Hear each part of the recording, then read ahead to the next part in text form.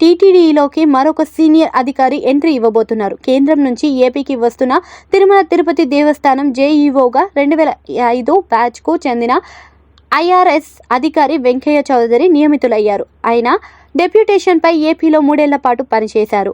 వెంకయ్య చౌదరి డెప్యుటేషన్పై ఏపీకి పంపేందుకు కేంద్ర ప్రభుత్వం మంగళవారం ఆమోదం తెలిపింది. 1-2 రోజుల్లో ఏపీ ప్రభుత్వం ఆయన్ను టీటీడీ జేఈఓగా నియమించనున్నారు.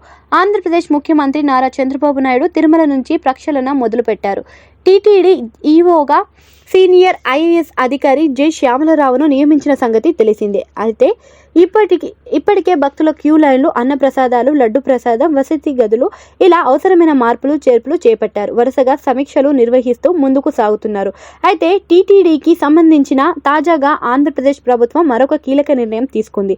టీటీడీ జేఈఓగా సీనియర్ అధికారి బాధ్యతలు అప్పగించింది. ఆయన్ను కేంద్రం నుంచి డెప్యుటేషన్పై ఏపీకి వస్తున్నారు.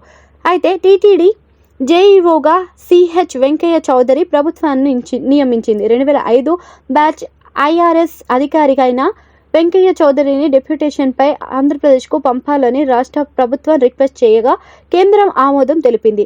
అయితే ఈ మేరకు కేంద్ర సిబ్బంది వ్యవహారాలు శిక్షణ మంత్రిత్వ శాఖ డైరెక్టర్ సాక్షి మిత్తల్ ఉత్తర్వులను జారీ చేశారు.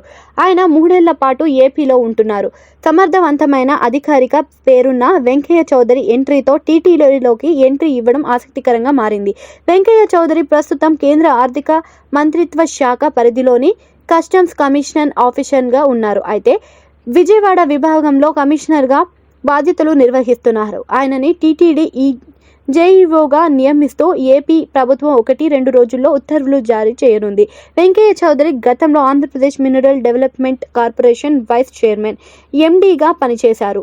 టీటీడీకి ఈఓతో పాటు తిరుమలకు ఒకరు, తిరుపతికి ఒకరు చొప్పున 2 జేఈఓలుగా ఉంటారు.